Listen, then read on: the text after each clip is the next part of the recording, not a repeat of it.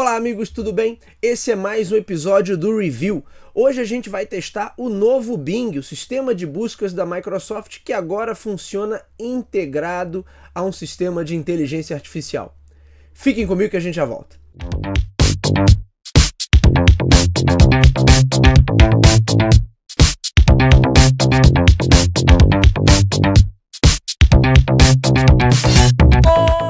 A gente vai fazer hoje um comentário, um review um pouco diferente, porque na verdade isso aqui tá mais com cara de um material ali de primeiras impressões, né, de primeiro teste de um produto, porque é basicamente o que aconteceu. Vocês sabem que a Microsoft anunciou tem algumas semanas o novo Bing, ali fruto da parceria entre Microsoft e a empresa OpenAI, que é dona do ChatGPT, e aí o novo Bing integra ali algumas mecânicas e o sistema, parte pelo menos desse sistema de inteligência artificial que foi desenvolvido pela OpenAI.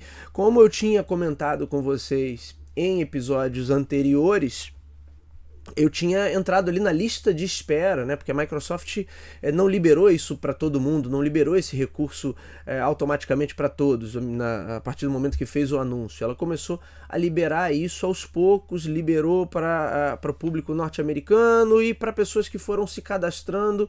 Então, ainda hoje é um acesso restrito, porque obviamente a coisa ainda está passando por muitos testes, mas eu tinha feito lá o meu pedido e aí quando foi no iníciozinho dessa semana, finalmente a coisa foi liberada, então eu estou fazendo um material aqui de primeiras impressões. Para quem está assistindo em vídeo, obviamente vai poder acompanhar ali algumas coisas que eu estou fazendo, que eu estou gravando a tela.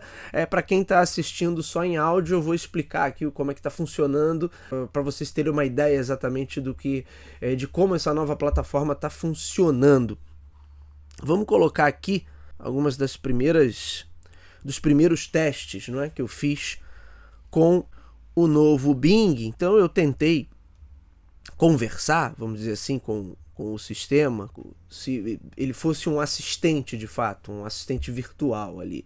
Então eu também não fui necessariamente, nesse primeiro momento aqui, fazer uma busca, como se estivesse buscando algum tipo de tópico ou algum conteúdo, como a gente faz tradicionalmente no Google.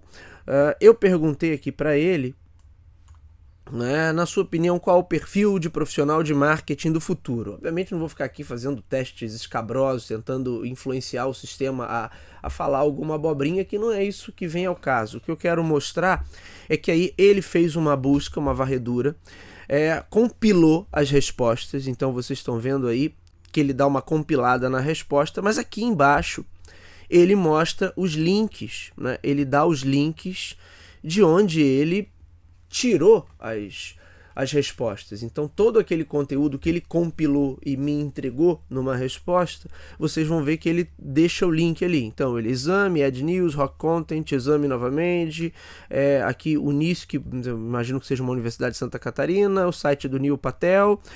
E aí é interessante também que ele realmente é um chatbot, então ele promove a conversação, que no final ele me dá uma pergunta também: o que você acha que é mais importante para ser um bom profissional de marketing? Ou seja, ele responde a minha pergunta e me devolve uma outra pergunta. E aí eu coloco aqui para ele: acredito que ser estratégico é mais importante nos tempos atuais. Ele me responde, mais uma vez, eu entendo, ser estratégico é uma habilidade muito valorizada no mercado de trabalho. Você pode me dizer por que você acha que ser estratégico é mais importante? É até interessante porque parece que a coisa se inverteu, né? Eu comecei perguntando a ele, agora ele que está me perguntando. E aí eu tô escrevendo ali, né? Estratégia é o que define as ferramentas e melhores abordagens, inclusive a capacidade estratégica deriva diretamente da capacidade de conexões, ou seja, em última instância, estamos falando da capacidade cognitiva, né?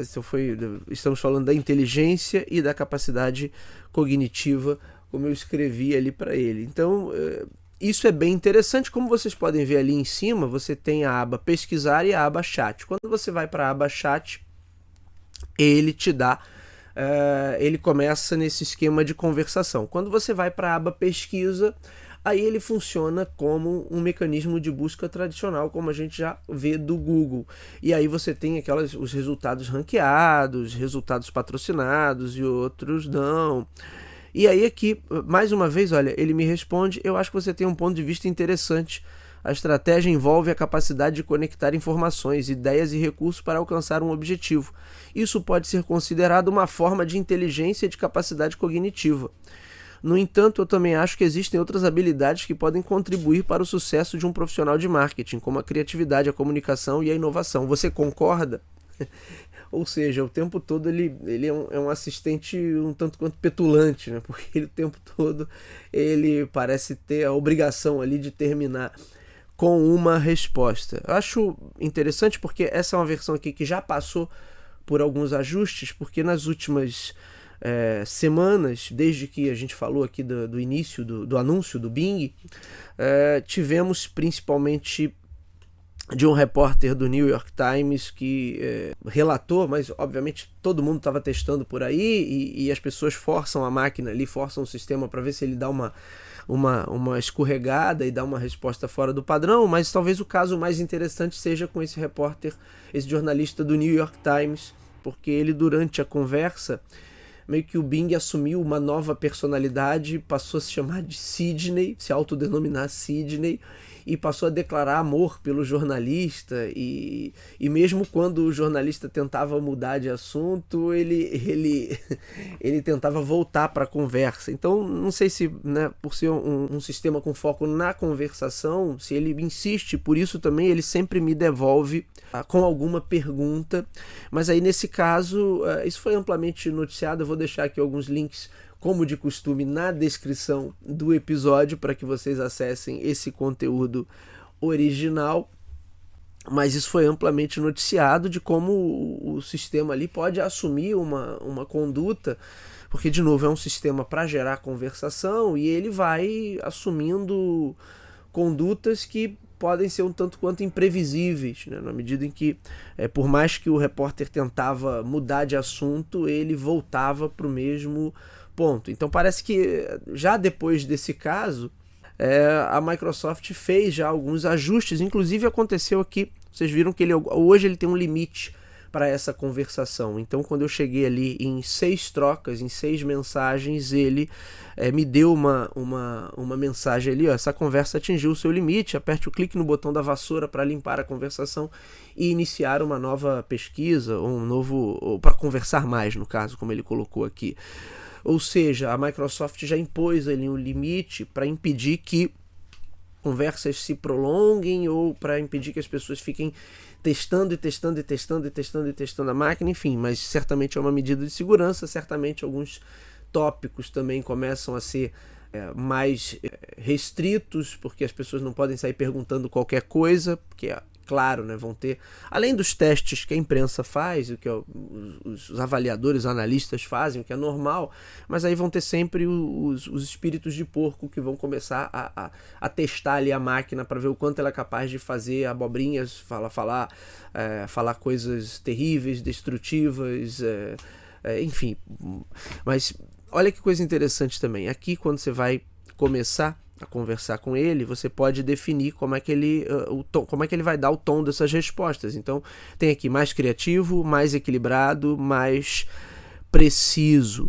Então eu da primeira vez que eu conversei, eu não tinha nem me tocado nisso aqui, eu fui direto para uma pergunta e não vi nem em que categoria estava, mas acredito que estava no meio, ali no mais equilibrado. Aí dessa vez eu começo a colocar mais no criativo, para ver o que ele vai me trazer de interessante. E aí, mais uma vez, eu trago perguntas aqui a respeito do marketing. Eu estou tentando já ver o que ele me traz de temas potenciais para os próximos programas. Então, olha, Bing, quais temas você destacaria como principais tendências para os negócios digitais nos próximos 10 anos? E aí, mais uma vez, você vê que ele já leva um tempinho ali para pesquisar e compilar as mensagens, e ele me apresenta aqui um resumo. E, como de costume, conforme ele vai dando o resumo, ele vai colocando os links ali. Então ele está falando aqui mobile marketing, transmissões ao vivo, conteúdos visuais. Ele já colocou ali um dos links do próprio Bing, bing.com, mas vão aparecer outros. Então realidade virtual, realidade aumentada, geomarketing. Eu achei essa lista aqui até um pouco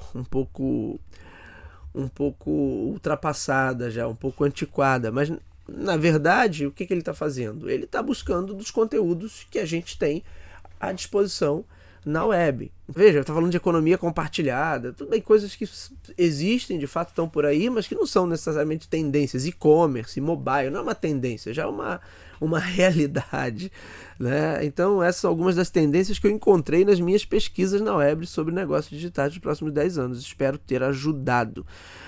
Dessa vez interessante porque ele não se engajou na conversa, né? Ele não me perguntou absolutamente nada, mas aí ele dá aqui, veja, e aí da onde ele tirou Bing, que eu não sei exatamente qual conteúdo, qual parte ele tirou do próprio portal, mas ele tirou do site do Neil Patel, aí DRE Contábil, um site de contabilidade que deve ter algum artigo lá falando sobre tendências, e do Pipefy.com. Então assim, é bom, é muito interessante que ele nessa busca ele já dá aqui as fontes, e aí cabe a você analisar, vamos dizer assim, a relevância e a credibilidade dessas fontes para a gente entender até que ponto essas informações são confiáveis. Então aqui ele não me pergunta mais nada, a conversa acabou por aqui, e aí eu resolvi testá-lo aqui. Você não listou a inteligência artificial como um dos tópicos, não acredita nessa tecnologia como transformadora para os negócios? Então eu falei, você não tá se citando, né? Que falsa modéstia é essa? E olha, vamos olhar aqui o que o Bing me responde. Aí aqui ele já assumiu um tom mais tipo, olha, eu não quis dizer que a inteligência artificial não é uma tendência importante para os negócios digitais, pelo contrário, eu acredito que ela é uma tecnologia transformadora que pode trazer muitos benefícios para as empresas. Aí ele entra, segundo minhas pesquisas, e começa. A inteligência artificial pode ser aplicada para otimizar processos, gerar valor, aumentar a competitividade, conquistar melhores resultados. E aí, mais uma vez, ele dá aqui uma lista de resultados. Cert.org, Zendesk, Sebrae Minas Gerais, Sebrae.com.br. Tem mais um ali que eu não cliquei, na verdade, para ver. Isso é interessante porque veja que mesmo quando a gente usa o modo bate-papo do Bing, ele ainda assim dá uma espécie de ranking de respostas. Aí quais são os critérios para aparecer nesse ranking e como ele decide o que é relevante para a resposta e o que não é, aí são pontos que a gente precisa ainda averiguar, né? Mas quando você passa ali o mouse, repara que ele dá ali as notas, como se fossem notas de rodapé, e quando você passa ali o mouse, ele de fato, ele aponta ali, ele abre uma janela ali e mostra quais são ele abre um box ali e mostra quais são os links e para onde cada informação está levando. A gente hoje precisa entender como é que esse sistema está organizando esse conteúdo e, de certa maneira, ranqueando. Será que ele usa o mesmo ranking que eu teria no resultado de buscas tradicionais?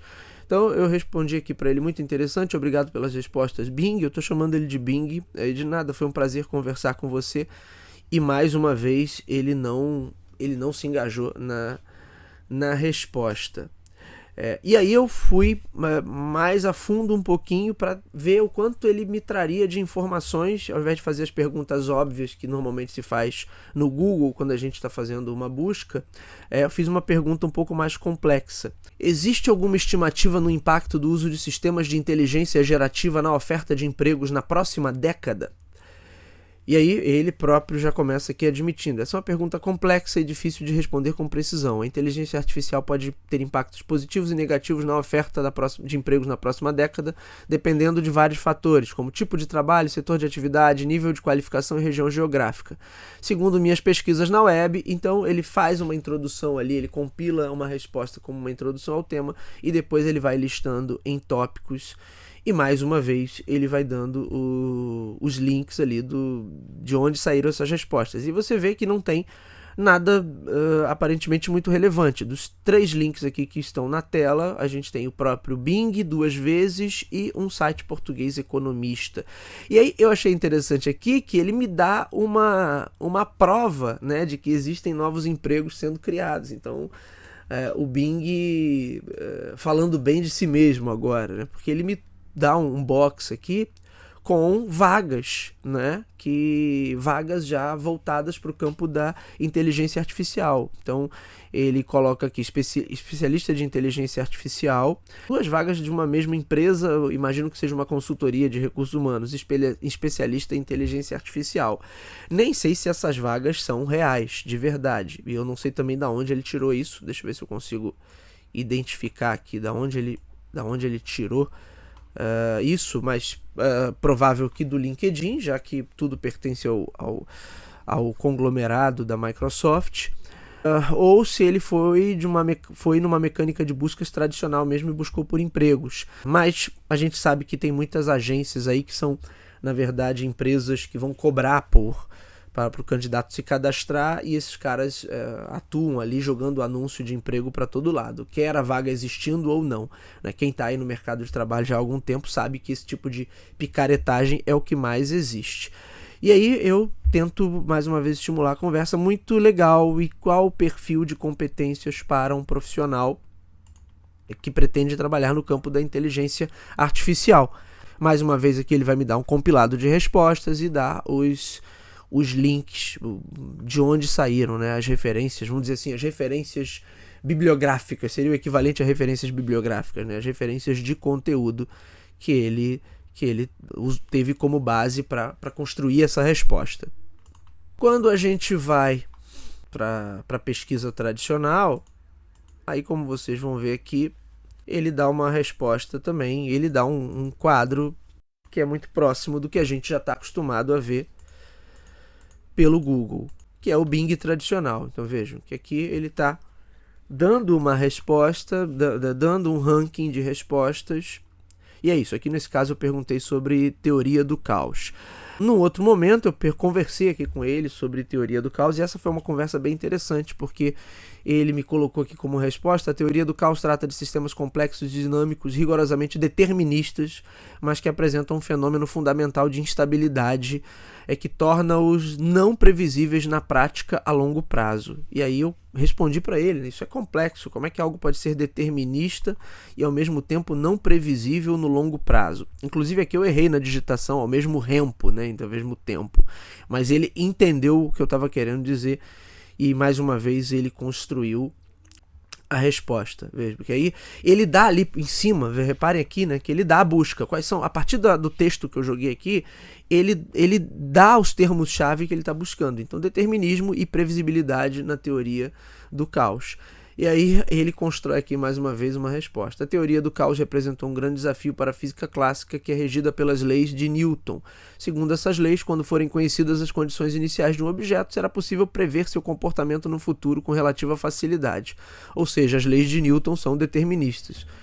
Como exatamente o que eu perguntei, né? No entanto, o caos implica que, mesmo que a natureza seja completamente determinada, regida por leis estritamente deterministas, as previsões a longo prazo nem sempre são possíveis de serem realizadas de maneira unívoca. Isso ocorre porque sistemas complexos e dinâmicos podem apresentar um fenômeno fundamental de instabilidade, chamado sensibilidade às condições finais. E aí, mais uma vez, ele dá aqui como referências o Bing, researchgate.net, o site da Folha, o site da Federal do Rio Grande do Sul, e tem mais um aqui que eu não cliquei para ver.